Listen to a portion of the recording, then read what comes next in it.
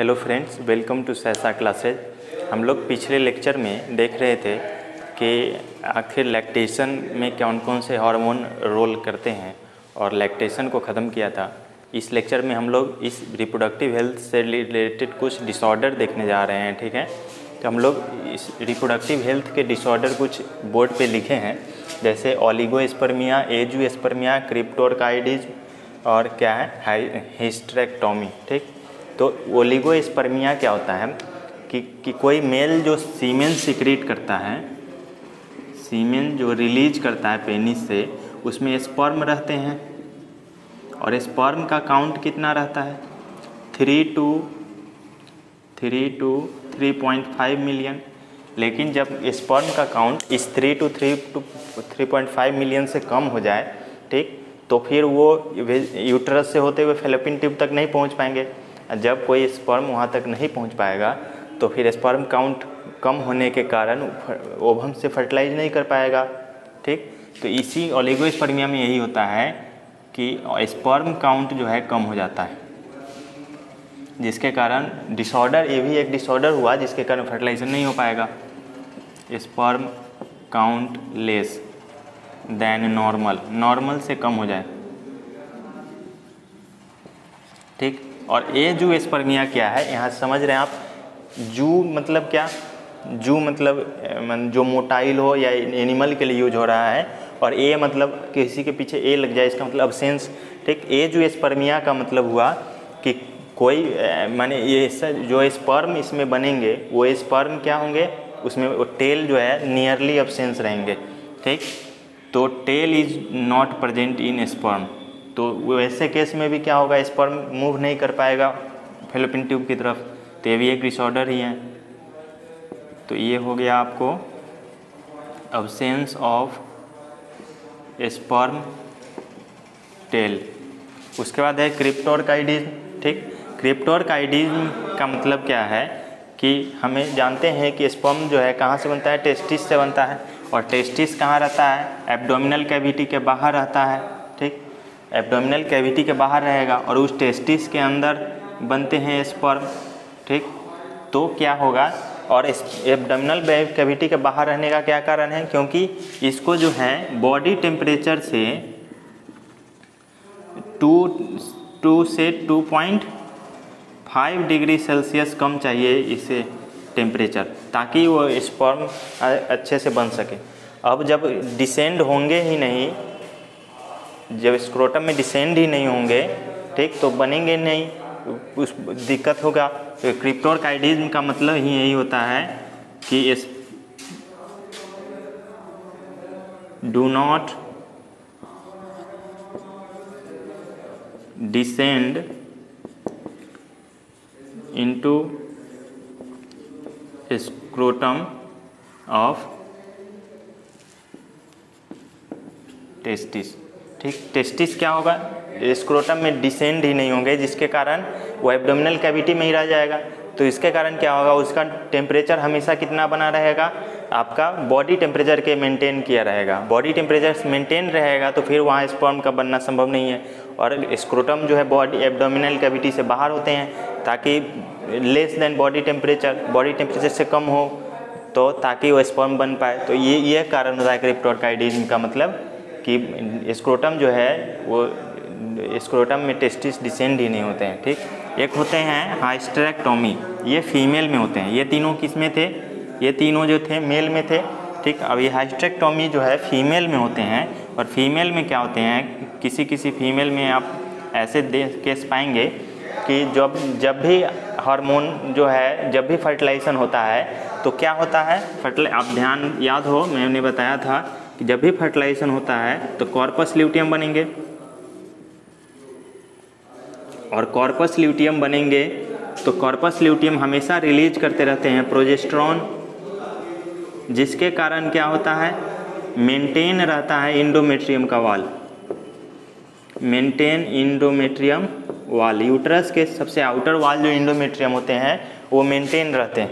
ठीक, तो जिसके कारण ये मेंटेन रहते हैं कॉर्पस ल्यूटियम जो प्रोजेस्टेरॉन हार्मोन के कारण। ठीक, तो ये मेंटेन रहेंगे तो वहाँ आराम से डेवलपमेंट हो पाएगा जाइगोट का। लेकिन इस केस में क्या होते हैं, हाइस्टेरेक्टोमी में किसी फीमेल में ये हार्मोन का लेवल कम हो जाता है, ये कॉर्पस ल्यूटियम मेंटेन नहीं रख पाता है, प्रोजेस्टेरोन को कॉर्पस ल्यूटियम नहीं रहता है, ठीक, जिसके कारण प्रोजेस्टेरोन का लेवल कम हो जाएगा, ठीक, जिसके कारण क्या होगा, हमेशा इंडोमेट्रियम का वाल टूट जाएगा। जब भी फर्टिलाइजेशन होगा तो इंडोमेट्रियम का वाल टूट जाएगा। ऐसे भी जब फर्टिलाइजेशन नहीं भी हो तो भी हमेशा जो है वाल टूट जाता है, क्योंकि उसमें हार्मोन का डिसबैलेंस हो जाता है, ठीक। तो ऐसे केस में क्या होता है, यूट्रस को ही रिमूव कर दिया जाता है ताकि फिर ब्लड लॉस ना हो फीमेल में, ताकि वो हेल्दी रह पाए, ठीक। तो इस केस को बोला जाता है हाइस्टेरेक्टोमी, ठीक, रिमूवल ऑफ यूट्रस, ठीक।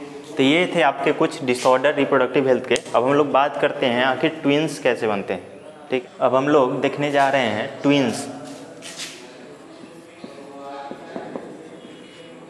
ट्विंस क्या होते हैं, यानी जुड़वा बच्चे जब जन्म लेते हैं तो हो सकता है कि वो जुड़वा एक जाइगोट से बने हों, हो सकता है एक से ज़्यादा जाइगोट से बने हों। जब एक जाइगोट से बने होंगे तो उसे मोनोजाइगोटिक ट्विंस बोलेंगे, और जब एक से ज़्यादा जाइगोट से बने हैं तो इसे डाइजाइगोटिक बोलेंगे,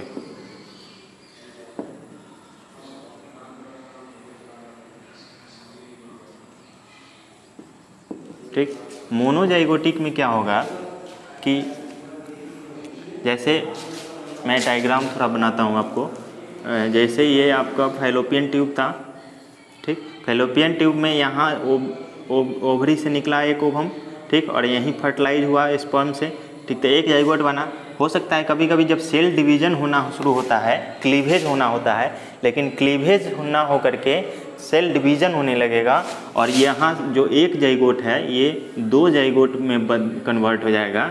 तो दो जाइगोट जब हो गया तो हर दोनों जाइगोट अपना डेवलपमेंट करेगा और यहाँ इंडोमेट्रियम में जो है डेवलप करके दो बेबी बन जाएंगे। तो इसी तरह होता है मेन मोनोजाइगोटिक में कि जो है जाइगोट, एक जाइगोट डिवाइड करके दो जाइगोट बन जाते हैं डिवीज़न के समय, क्लीवेज नहीं हो करके पहले सेल डिवीज़न हो जाते हैं, ये कभी कभी होता है, ठीक। और वैसे केस में दो बेबी हो जाएंगे। अब आप सोचिए जब दो बेबी एक जाइगोट से होंगे तो वो अगर ओवम जो है, ओवम तो हमेशा एक वाला क्रोमोसोम रहेगा, यानी जब गैमिट बनेंगे फीमेल में तो 22+X ही बनेंगे हमेशा। लेकिन जब ये स्पर्म आएगा तो 22+Y वाला क्रोमोसोम लाएगा और X और Y मिलेंगे तो मेल बनेंगे XY, ठीक। अगर Y वाला ना ला करके अगर X वाला लाया रहता, ठीक, तो X और X मिलके क्या बनता, फीमेल XX, ठीक। तो क्या होगा मोनोजाइगोटिक में कि हमेशा अगर कोई X आया है तो दोनों ट्विंस एक ही जेंडर के होंगे और Y आया है तो मेल बना है तो दोनों ट्विंस मेल ही होंगे। तो इसमें क्या होगा, सिमिलर जेंडर, यानी जेंडर भी सिमिलर होंगे। अच्छा, जब एक जाइगोट से बना है तो साइटोप्लाज्म का कंटेंट सेम है, DNA मटेरियल सेम है। जब सेम है तो क्या होगा कि कैरेक्टर भी सेम होंगे, ठीक, सेम कैरेक्टर, ठीक। और क्या होंगे, दोनों आइडेंटिकल होंगे इसी कारण। लेकिन डाइजाइगोटिक में क्या होंगे, कभी कभी किसी केस में दोनों तरफ से ओवम रिलीज हो जाते हैं, ठीक। ऐसा नॉर्मली होता नहीं है, दोनों तरफ से ओवम रिलीज होना ये नॉर्मल प्रोसेस नहीं है, ठीक। कभी कभी में किसी फीमेल में एक इधर से जाइगोट बन गया, एक इधर से जाइगोट आ गया बन गया, क्योंकि दोनों तरफ से ओवम रिलीज हुआ है तो दोनों तरफ से जाइगोट बना। तो हो सकता है, अब देखिए ये जाइगोट अपना डेवलप करके एक अलग बेबी बनाएगा, सेपरेट बेबी, और एक जाइगोट यहाँ डेवलप करके बनाएगा। तो डाइजाइगोटिक में क्या होंगे, टू